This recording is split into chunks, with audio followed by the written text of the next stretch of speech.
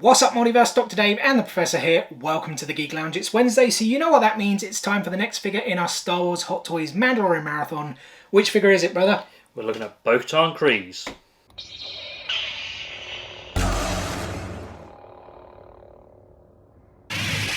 Here we go then, guys. Hot Toys TMS 035 Bo-Katan Kryze from The Mandalorian. As always, here is a look at the box as well as the art insert inside.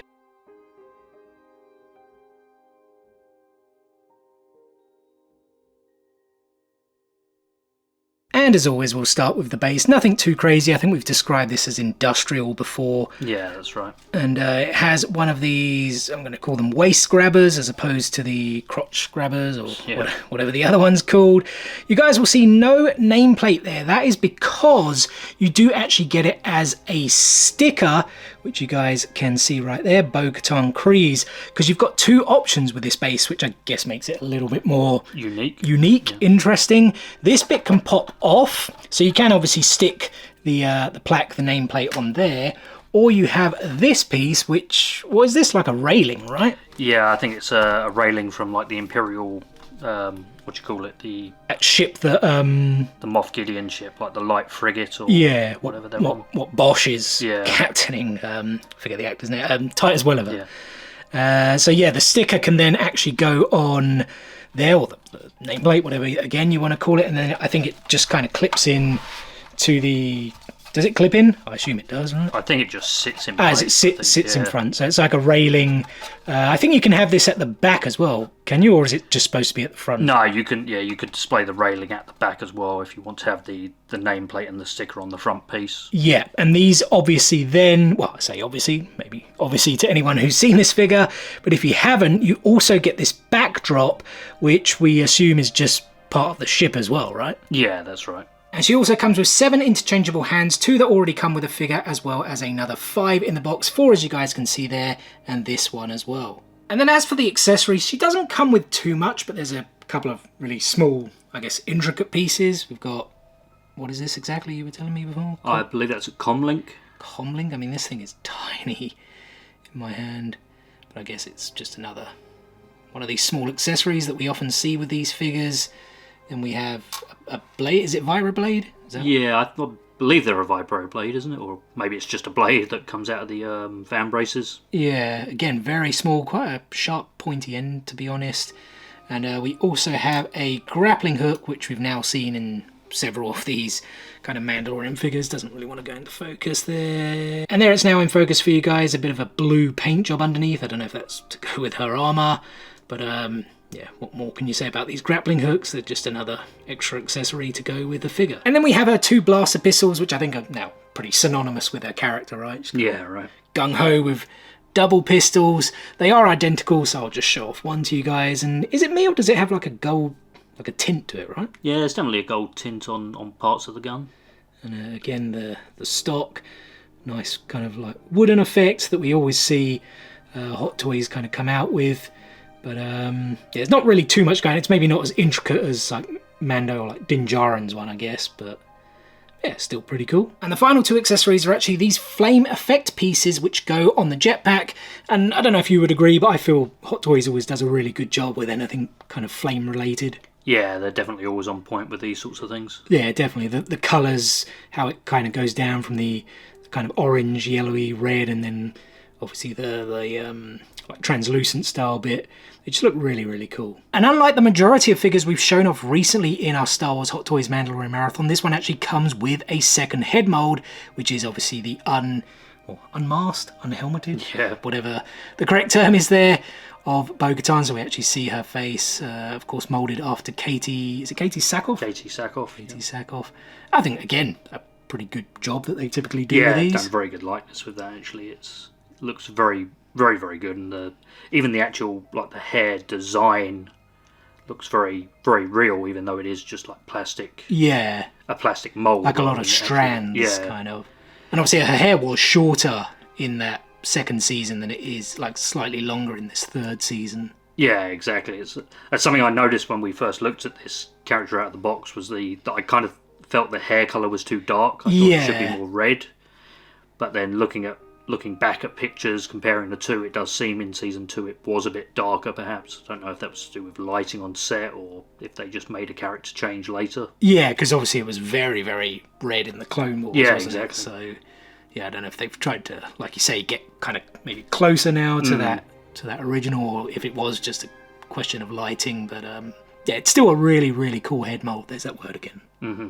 And last but not least, we have the figure itself, and we use the word cool way too often, but Way too much. that's what these figures are. They're too cool for school. It's what Hot Toys are all about. You know, we always talk about the like paint jobs, the weathering effect, that they're always on point with these figures. Yeah, the attention to detail's just amazing with them. Yeah, I mean, you would expect it with the price that they are anyway. You know, if you're paying like the good couple of £100 that these figures cost, some even more, depending on how big they are, accessories, etc., you would expect the amount of detail that we get. But yeah, it's just, I mean, what can I say? Again, another really cool, well done figure. The flight suit, fabric, whatever it is. Under Armour. Under Armour, yeah, it's a popular brand in our household for sure. The holsters there for the pistols, the belt. I don't know if any of those pouches open up, but that wouldn't surprise me. I honestly thought the armour, I know there is a lot of blue on it still, but I thought there was more blue on the kind of legs and the chest bit. On the chest piece. But we've gone back to look, and no, this is it's pretty accurate to screen. So. At least to season 2, I suppose there's been a few changes in season 3, pardon me, but we won't mention anything more on that in case everyone isn't caught up. Then again, I suppose we are onto the pauldrons a bit, but we won't say anything there. But we do have, what was her sigil? What the thing is? The Night Owl? Was it Night? Yeah, that's it. Yeah, Yeah. The Night Owl. And obviously now she has a... I'll let you guys watch if you're not caught up. And then the helmet just looks great. Like the detail on it. Yeah, the helmet is really cool. We actually have the Hasbro helmet as well, which is we'll have to have a look at later. We haven't even taken that out of the box. Well, maybe to check it was in good condition, but that's literally about it. But I don't know if they've got what are the paint spots, because they're definitely there. Is that again damage? I've never really looked kind of into it with the blue bits that kind of go over. Yeah, I'm not too sure on the specific designs of the helmet, but they usually have some meaning to the Mandalorians and something specific to either their clan or some sort of achievement. Unless Sabine Wren's been getting in on some spray painting action there. And then the back of the figure, as always, kind of say it a lot with Funko Pops as well, not too much going on at the back, certainly not at the bottom, but kind of on the torso area, we do of course have a jetpack. Some pretty nice detail on it. Again, the paint job, I don't know if you guys you should be able to make that out there. There is a slight like gradient on the blue. Yeah. You can kind of see that, which is pretty cool. I guess the two yellow triangles where the flames, the fuel would shoot out of. What more can we say? Again, a really good job. You know what? Almost the blue paint job from behind kind of looks better. Yeah, the contrast of it with the rest of the pieces. Especially with the weathering effect, and that does look pretty cool. The visor as well, I think, does come down, if I'm not mistaken. I'm pretty sure I saw that in the instructions. Yeah, I believe so. Or the rangefinder thing, whatever it's called. But yeah, I guess we're now at this point where it's time to do what we love doing most, playing with our dolls and getting her in a few poses and seeing how badass she can look.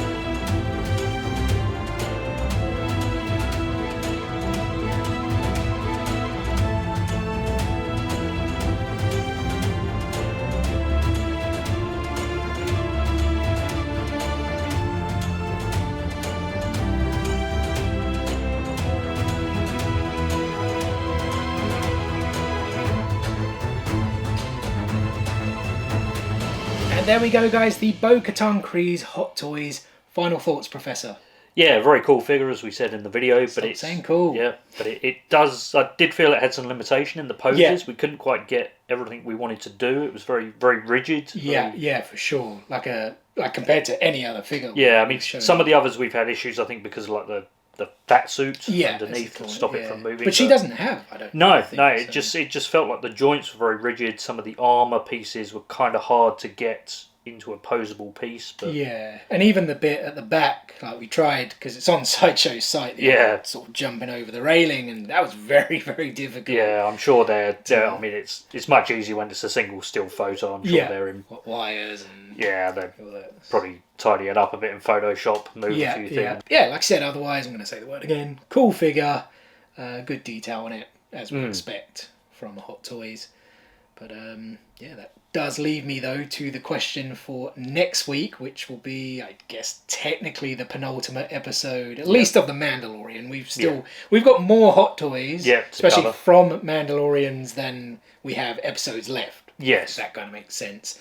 Who are we going to check out next week? I think next week we're going to go back to the beginning and have a look at the Remnant Stormtrooper. The toilet paper Stormtrooper. That's how I call it. The Funko Pop that I have, it just looks like someone's kind of taking a big... Yeah, taking a big dump is actually the Mandalorian in the Mudhorn battle. That's what that looks like. This one kind of looks like toilet paper. But let's get away from the toilet talk for now, because that is going to do it for today's video, guys. So first and foremost, thank you so much for taking a little bit of time out of your day to spend with us here on the Geek Lounge. It is very much appreciated, and we hope you did enjoy the video. If so, be sure to give it a thumbs up and drop some comments below. Let us know your thoughts on this figure. And as always, we have plenty more Star Wars content on the way for you guys. As the Professor said, we will be checking out the Remnant Stormtrooper in our Star Wars Hot Toys Mandalorian Marathon next Wednesday. But before we get to that, and I promise this is the last time I'm going to plug it, we are heading to Star Wars Celebration. Less than 48 hours now. Yep. Cannot wait. We're there all 4 days.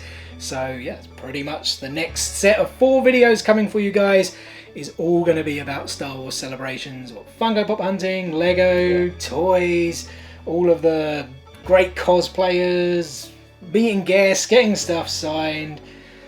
I don't know. Tons more that we're going to do, and hopefully our experience. Exactly, and hopefully be able to share a lot of it with you guys, so make sure you stay tuned for that. And more to come in the weeks and months ahead. What is the easiest way to stay tuned, you ask? It's very simple. Subscribe. Click, smash that subscribe button and enable those notifications so you don't miss out on any of that future content. Guys, thanks again for watching today's video. And we'll see you at Star Wars Celebration. Peace out, nerds.